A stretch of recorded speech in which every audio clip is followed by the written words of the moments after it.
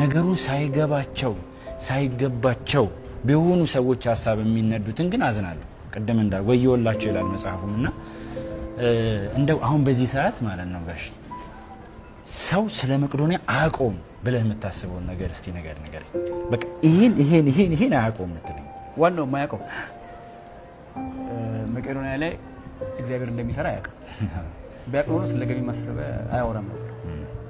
እና ቋሚ ገቢ ያለ እግዚአብሔር እቺን ደግሞ አይተናት እንመለስ እስቲ። ተውሎ ቢጨክን እዚህ ባሉ የአእምሮ ህሙማን ላይ ይጨከናል። በዚህ ላይ ይጨከናል። ተው ግድ የላችሁም። በዛሬ ጤናችሁ አትኩራሩ። ይህንን ቪዲዮ የምትመለከቱት ነገ ምናልባት እዚች አልጋ ላይ የምትተኙት ባለተራው እናንተ ትሆናላችሁ። እባካችሁን አንድ ሴራን አከሽፈው ዘንድ እዚህ ሚዲያ ላይ የሚጽፉትን የሚናገሩትን ሁሉ ሴራቸውን አከሽፈው ዘንድ እርዱኝ፣ አግዙኝ እባካችሁ። በፈጠራችሁ አምላክ ኢትዮጵያውያን አብዝታችሁ ኮፒ ሊንክ አድርጉልኝ። ከተኛ ጭካኔ በፍቃዳቸው ያልታመሙ ሰዎችን በካሜራ ፊት ደርድሮ እነሱ ካሉበት ህንጻ ውጪ ያለው ማህበረሰብ እንደሚጠላቸው እያሳሰቡ ማውራትና መናገር ከራሱን ችሎ እነዚህን ሰዎች ለተጨማሪ ጭንቀት የሚያዳርግ እንደሆነ እንድታስብበት ያስፈልጋል። አንተ በግልክ የኢትዮጵያ ኦርቶዶክስ ቤተክርስቲያን አብያተ ክርስቲያናት የግንባታ ማሰባሰቢያ ላይ የምትሳተፈው ተሳትፎ በግልህ በኮሚሽን ገንዘብ እየተከፈላችሁ እንደምትሰሩ በአንዳንድ ወገኖች ጥያቄ ስለቀረበባችሁ ተመሳሳይ ጥያቄ ቢኒያም መቄዶንያ ላይ ሲቀርብ የግልህን ጦርነት በመቄዶንያና በቢኒያም ጦር በኩል አድርገህ ልትዋጋ እንደወጣክ ያስታውቅብሃል። አንድ ነገር ልንገር ወንድም፣ የመጀመሪያው ነገር ቢኒያምና መቄዶንያ ላይ የቀረበው ጥያቄ እርዳታ እንዳይረዱ ከመፈለግና እርዳታ መረዳት የለባቸውም ከሚል አስተሳሰብ የመነጨ ሳይሆን እንደሚታወቀው በኢትዮጵያ ውስጥ ብዙ የእርዳታ ድርጅቶች አሉ። እሱ 10,000 የሚያክሉ አእምሯቸውን የታመሙ በእድሜ ደግሞ የገፉ አረጋውያንን በቀን እንደሚመግብ ለዚህም ደግሞ 3 ሚሊዮን የኢትዮጵያ ብር ደረጃ ድረስ እንደሚያወጣ ሁሉም ሰው ያውቃል። በኢትዮጵያ ውስጥ ግን መቄዶንያ ብቻ አይደለም የእርዳታ ድርጅት፣ በጣም ብዙ የእርዳታ ድርጅቶች አሉ። ዓላማቸውን አጀንዳቸውን የተለያየ አድርገው የሚንቀሳቀሱ ማለት ነው። እንደሚታወቀው የኢትዮጵያ ሕዝብ አእምሮ ውስጥ የእርዳታ ድርጅት ሲባል በመጀመሪያ ደረጃ አእምሯቸው ውስጥ የሚመጣው መቄዶንያ ነው። መቄዶንያ ደግሞ ብዙ ጊዜ የእርዳታ ማሰባሰቢያ ያደርጋል። እሱም የተሳካ የእርዳታ ማሰባሰቢያ ነው የሚያደርገው። እሱም ላይ ቅሬታ አይደለም የቀረበው ያለው። ግን አንዳንድ ወገኖች ገንቢ የሆነ ሐሳብ ለዚህ ተቋም አምጥተዋል። 3 ሚሊዮን ብር በቀን የሚያወጣ ተቋም እያንዳንዱ ጊዜ ላይ የወጣ እርዳታ ከሚሰበስብ ለምን ኢንካም ጀነሬት የሚያደርግበት ካምፓኒ ነገር አያቋቁምም ነው?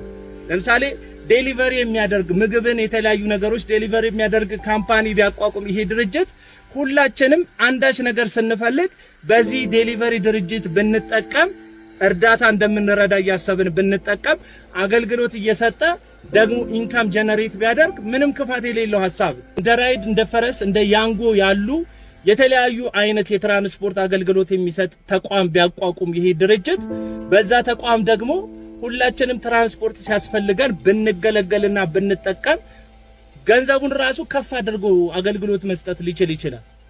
በዛ ብንጠቀም ያንን የሚያገኘውን ገንዘብ ለነዚህ ሰዎች ቢያውል አንድ ማህበረሰቡን እያገለገለ፣ ሁለት ማህበረሰቡን ደግሞ እየተገለገለ እንደረዳ ሳያስብ ሰው ሁሉ ለዚህ ተቋም የሚያስፈልገውን ነገር ማድረግ የሚችልበት መስመር ይዘርጋ ነው ያሉት አንዳንድ ሰዎች። ይህ ገንቢ ሐሳብ ነው። ገንዘባችሁን ስጡኝ አስተያየት አትስጡኝ የሚባል ነገር የለም።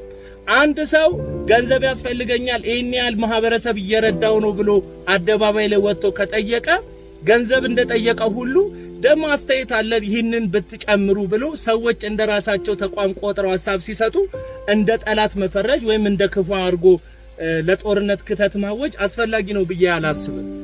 አሁንም ቢሆን መቄዶንያ ብቻ አይደለም የእርዳታ ድርጅት እዚህ ምድር ላይ ያለው፣ ህፃናት የሚያሳድጉ አሉ። አዎ መቄዶንያ አእምሮ ተማሚያና አረጋውያንን እየረዳ ነው። በጎ ተግባር ነው፣ ደስ የሚል ነው። ዶክተር ቢኒያምም የሚበረታታ እጅግ እንቁ የሆነ ዜጋ ነው። ላደረገው መልካም አበርክቶት ያደረገው መስዋዕትነት የሚያደንቀው የሚያከብረው ሰው ነው። እየወጣ ሁሉ ጊዜ የሆነ የእርዳታ ማሰባሰቢያ ከሚያደርግ ደግሞ ሌሎቹን ፍለፊት ይምጡ እየተባለ ያለው ሌሎች የእርዳታ ድርጅቶች ህፃናት ላይ የሚሰሩ አሉ፣ የልብ ታማሚ ላይ የሚሰሩ አሉ፣ ኩላሊት ታማሚ ላይ የሚሰሩ ህፃናትና ሴቶች ላይ የሚሰሩ አሉ። በጣም ብዙ አይነት የእርዳታ ድርጅቶች በዚህ ምድር ላይ አሉ። እነዛም ደግሞ መረዳት መደገፍ ያስፈልጋቸዋል። እንደ መቄዶንያ አይነት ብዙ ወዳጅ ብዙ ደጋፊ ያለው ተቋም ግን ያለውን ሪሶርስ በመጠቀም ሰርቶ ወደሚያገኝበት አገሪቱንም ወደሚጠቅምበት አንዳች ነገር ራሱን አፕግሬድ ማድረግ አለበት የሚል በጎ ሐሳብ ነው የተሰጠውና ይህ ሐሳብ በጎ ሆኖ ሳለ ይህንን ሐሳብ ያመጡ ሰዎችን እንደ ጠላት በመቁጠር ማሳደዱ ተገቢ ነው ብዬ አላስብም።